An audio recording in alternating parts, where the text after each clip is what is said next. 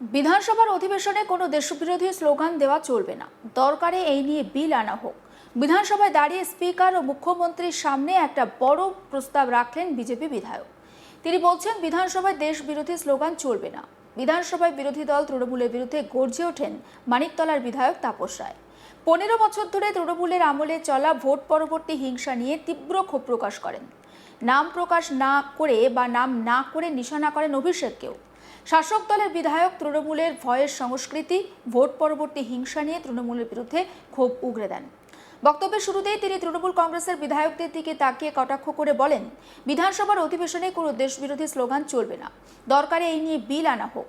পশ্চিমবাংলা পাপমুক্ত হয়েছে, ভয়মুক্ত হয়েছে। এই নির্বাচন কোনো সাধারণ নির্বাচন ছিল না, শুধুমাত্র সরকার গঠন বা নির্বাচিত হয়ে আসার নির্বাচন ছিল না, এটা ছিল একটা ধর্মযুদ্ধ। এই ধর্মযুদ্ধে যারা জিতে এসেছেন তাদের অভিনন্দন জানাই। একবার শোনাই বিজেপি বিধায়ক তাপস রায়ের বক্তব্য। এই 26-এর ধর্মযুদ্ধে এটা তো মেয়ার একটা ইলেকশন ছিল না, এটা শুধুমাত্র একটা সরকার গড়ার আর নির্বাচিত হয়ে আসার ইলেকশন ছিল না, এটা ছিল ধর্মযুদ্ধ। সেই ধর্মযুদ্ধতে যারা জিতে এসেছেন আমি তাদের অভিনন্দিত করছি। স্যার, একটা জিনিস করতে হবে, মাননীয় মুখ্যমন্ত্রী রয়েছেন, এই সদনে কোন রাষ্ট্র বিরোধী স্লোগান, দেশ বিরোধী স্লোগান চলবে না। আইন করে বন্ধ করতে হবে, আইন করে বন্ধ করতে হবে, প্রয়োজনে বিল এনে। পশ্চিমবাংলা সাপমুক্ত হয়েছে, পশ্চিমবাংলা পাপমুক্ত হয়েছে, পশ্চিমবাংলা ভয় মুক্ত হয়েছে। একই সঙ্গে তৃণমূলের বিধায়কদের আক্রমণ করে তিনি বলেন, নির্লজ্জ না হলে ভোট পরবর্তী হিংসার কথা বলে। বাংলার দল আবার সর্বভারতীয় সাধারণ সম্পাদক নাম করেননি, সে ব্লক অঞ্চল থেকে বিজেপি প্রার্থীদের বলেছিল তাদের হাড়গোড় ভেঙে দেওয়া হবে, সে যেন এবার বেরোয়। বিজেপি কিছু করবে না, যা করা তৃণমূল করবে, জনগণ করবে। বিজেপি 150-এর ওপর মানুষ মারা যাওয়ার হিসাব করতে হতো যদি এই সরকার আবার ফিরে আসতো। ঘরবাড়ি দোকানপাট জ্বালিয়ে দিত আর লক্ষ লক্ষ সমর্থক কর্মী ঘরবাড়ি একেবারে পাড়া ছাড়া হতো। একটাও ভোট পরবর্তী হিংসা হয়নি রাজ্যে এখনো। হলে ওই 12,500-এর নাম থাকবে আমার। মুখ্যমন্ত্রী আমি যদি কোনো ভোট পরবর্তী হিংসায় জড়িয়ে তো থাকি তাহলে আমাকে জেলে পাঠাবেন। এ বিষয়ে তাপস রায়ের বক্তব্য শোনাবো। মাননীয় শোভনদেব চট্টোপাধ্যায় মহোদয়, তাকে বলতে হলো, এখানে এক বলতে হচ্ছে, কিছু করার নেই। কালকে কেউ হাইকোর্টে গেছিলেন, আজকে সর্বভারতীয় তৃণমূল কংগ্রেসের সারা বাংলার দল, তার আবার সর্বভারতীয় সাধারণ সম্পাদক, সে ব্লক অঞ্চল থেকে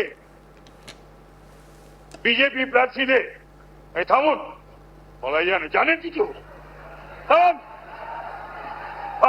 টাকা সব বলা যায়, এটা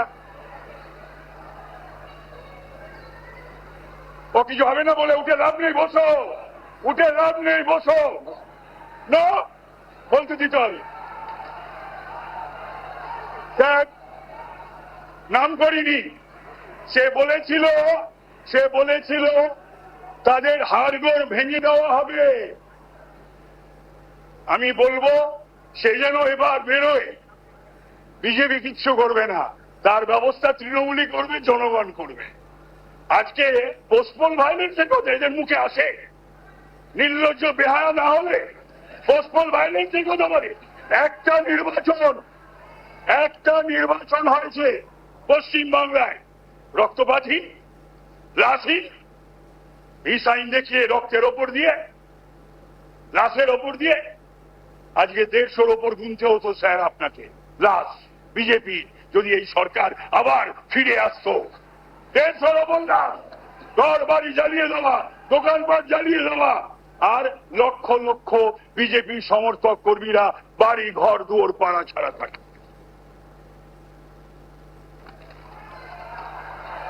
তো সুতরাং আমি বলছি না, একটাও হয়নি।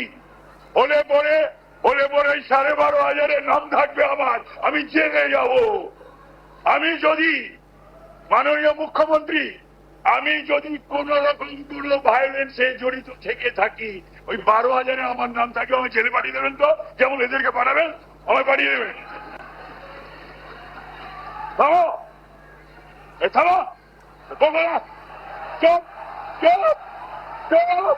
আস্তে আস্তে আস্তে আস্তে আস্তে চুপ করিয়ে দেবো, আস্তে আস্তে তাই কন্টিনিউ করুন। আমি বলবো আপনি অপেক্ষা করবেন না নবান্নের বা রাইটার্সের ফোনে, আপনি অপেক্ষা করবেন না নবান্নের বা রাইটার্সের চিরকুটে। এই অগাস্ট হাউসকে অপবিত্র করেছে, এই অগাস্ট হাউসের পবিত্রতা ফিরিয়ে আনার দায়িত্ব আপনার উপর ন্যস্ত হয়েছে, আপনাকে সেই দায়িত্ব পালন করতে হবে। বিধানসভার অধিবেশনে কোনো দেশ বিরোধী স্লোগান দেওয়া চলবে না, দরকারে এই নিয়ে বিল নিয়ে আসা হবে। বিধানসভায় দাঁড়িয়ে স্পিকার এবং মুখ্যমন্ত্রীর সামনে বড় প্রস্তাব রেখেছেন বিজেপি বিধায়ক। তিনি বলছেন বিধানসভায় দেশ বিরোধী স্লোগান দেওয়া চলবে না। বিধানসভায় বিরোধী দল তৃণমূলের বিরুদ্ধে কার্যত গর্জে ওঠেন মানিকতলার বিজেপি বিধায়ক তাপস রায়। 15 বছর ধরে তৃণমূলের আমলে চলা ভোট পরবর্তী হিংসা নিয়ে তিনি তীব্র ক্ষোভ প্রকাশও করেন। একেবারে নাম না করে তিনি নিশানা করেন অভিষেককেও। শাসক দলের বিধায়কদের উদ্দেশ্যে তিনি বলেন যে তৃণমূলের ভয়ের সংস্কৃতি, ভোট পরবর্তী হিংসা নিয়ে প্রচুর মানুষ ক্ষোভ উগরে দিয়েছেন তাপস রায় নিজেও। এবং বক্তব্যের শুরুতে তিনি তৃণমূল কংগ্রেসের বিধায়কদের দিকে তাকিয়ে কটাক্ষও করেন এবং বিধানসভার অধিবেশনে কোনো দেশ বিরোধী স্লোগান দেওয়া চলবে না। একবার শোনাই তাপস রায় ঠিক কি বলেছেন সেই বক্তব্য। এই 26-এর ধর্মযুদ্ধে এটা তো মেয়ার একটা ইলেকশন ছিল না, এটা শুধুমাত্র একটা সরকার গড়ার আর নির্বাচিত হয়ে আসার ইলেকশন ছিল না, এটা ছিল ধর্মযুদ্ধ। সেই ধর্মযুদ্ধতে যারা জিতে এসেছেন আমি তাদের অভিনন্দিত করছি। স্যার, একটা জিনিস করতে হবে, মাননীয় মুখ্যমন্ত্রী রয়েছেন, এই সদনে কোন রাষ্ট্র বিরোধী স্লোগান, দেশ বিরোধী স্লোগান চলবে না। আইন করে বন্ধ করতে হবে, আইন করে বন্ধ করতে হবে, প্রয়োজনে বিল এনে। পশ্চিমবাংলা সাপমুক্ত হয়েছে, পশ্চিমবাংলা পাপমুক্ত হয়েছে, পশ্চিমবাংলা ভয় মুক্ত হয়েছে। মাননীয় শোভনদেব চট্টোপাধ্যায় মহোদয়, তাকে বলতে হলো, এখানে এক বলতে হচ্ছে, কিছু করার নেই।